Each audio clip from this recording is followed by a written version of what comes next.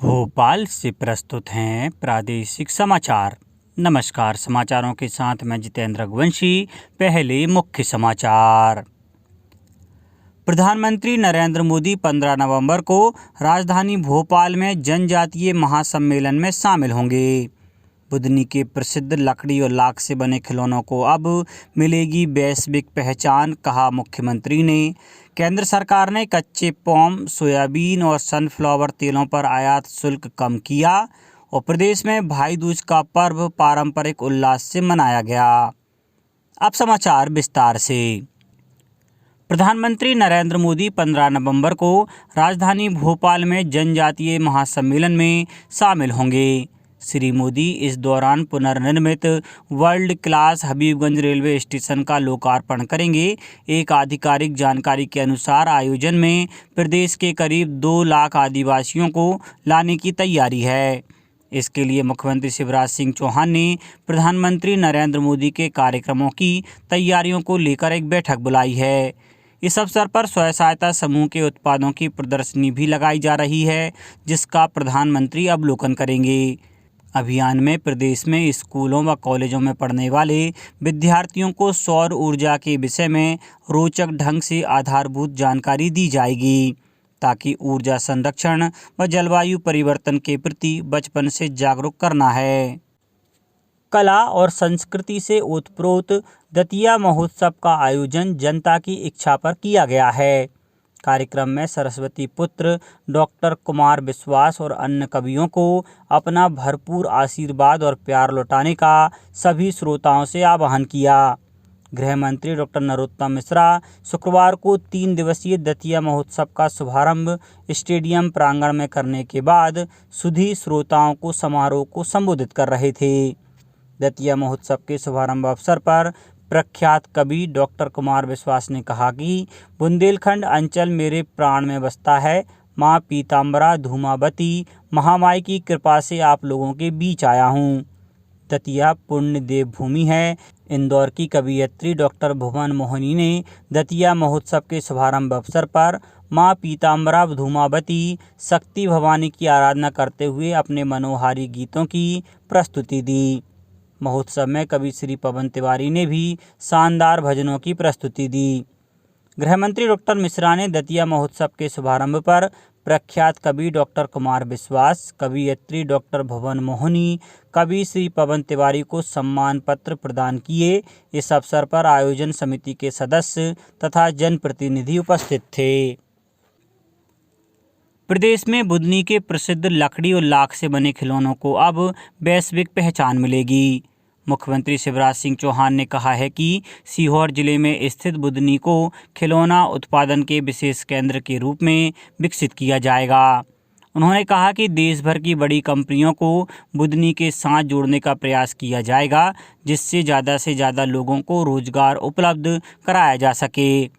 मुख्यमंत्री ने कहा कि एक जिला एक उत्पाद में शामिल कर राज्य सरकार की ओर से शिल्पकारों को आत्मनिर्भर बनाया जा रहा है।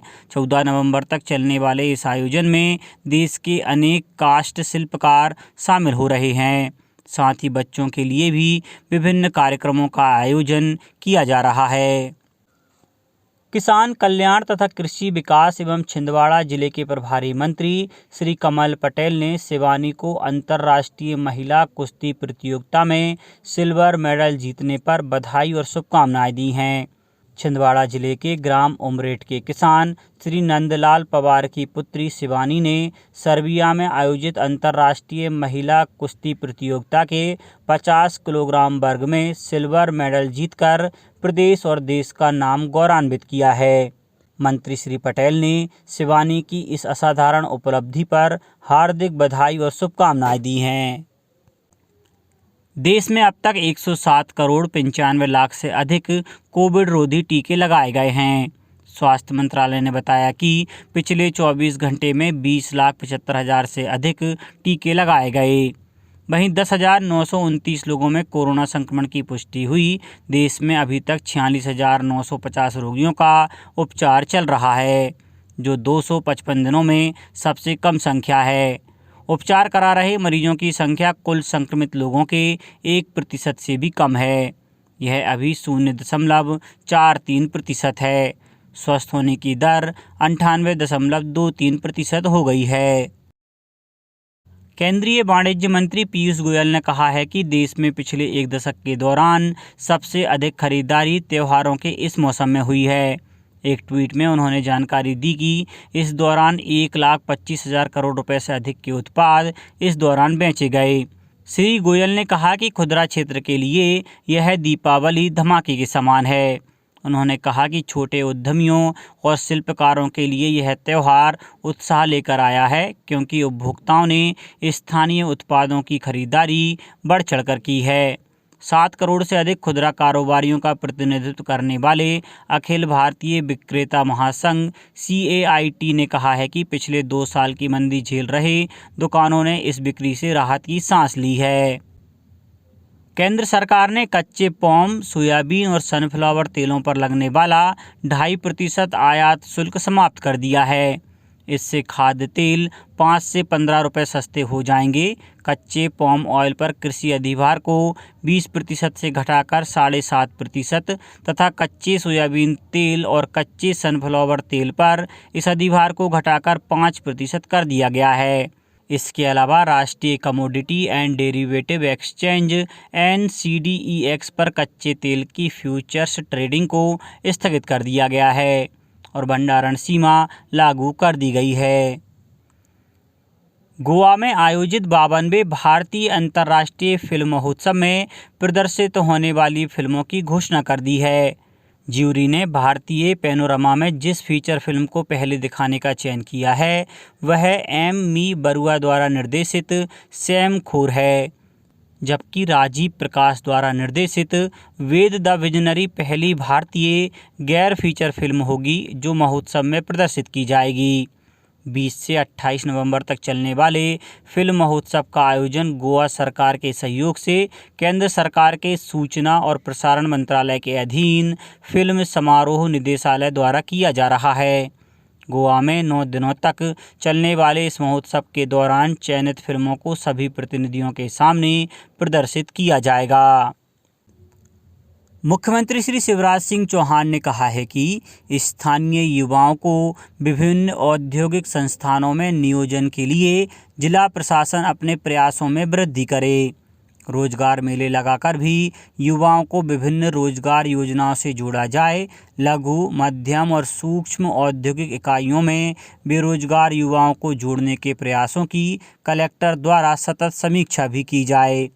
मुख्यमंत्री श्री चौहान कल निवास पर सीहोर के बुधनी क्षेत्र के विकास कार्यों पर अधिकारियों से चर्चा कर रहे थे। मुख्यमंत्री श्री चौहान ने बुधनी में लकड़ी के खिलौनों के व्यवसाय को प्रोत्साहित करने, लघु व्यवसायियों को लाभान्वित करने, उनके व्यवसाय की कठिनाइयों को दूर करने और अंचल में टॉय क्लस्टर के विकास के कार्यों को गति देने के निर्देश दिए। प्रदेश में भाई दूज का पर्व पारंपरिक उल्लास के साथ मनाया गया। राजधानी भोपाल सहित अन्य जिलों में अनेक कार्यक्रमों का आयोजन किया गया। वहीं भाई दूज के मौके पर मुख्यमंत्री शिवराज सिंह चौहान अपनी धर्मपत्नी श्रीमती साधना सिंह और पुत्र कुणाल के साथ सीहोर जिला अंतर्गत बुधनी स्थित अपने गृह गांव जैत पहुंचे। उन्होंने अपनी कुल देवी की परिजनों के साथ पूजा अर्चना की। अपनी आराध्य मां नर्मदा का पूजन कर ग्रामीणों की समस्याएं सुनी और उनका मौके पर निराकरण किया। CM बाढ़ प्रभावित गांव सैमलबाड़ा भी गए और यहां बनाए गए PM आवास में रह रहे ग्रामीणों से बातचीत की। भाई दूज के अवसर पर भाई अपनी बहन से तिलक लगवाकर उसके हाथ से बना भोजन कर उन्हें उपहार देते हैं।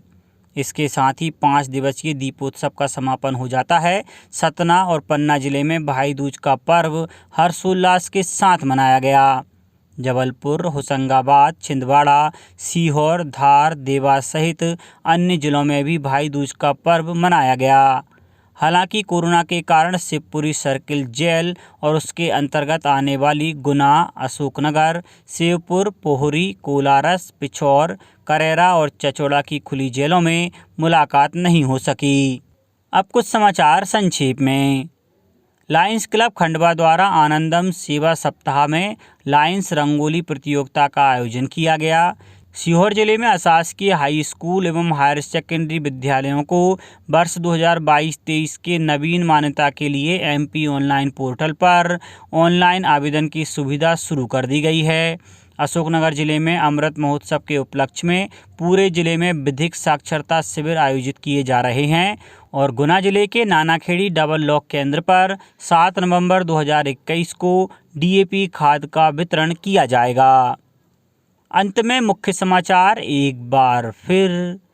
प्रधानमंत्री नरेंद्र मोदी 15 नवंबर को राजधानी भोपाल में जनजातीय महासम्मेलन में शामिल होंगे।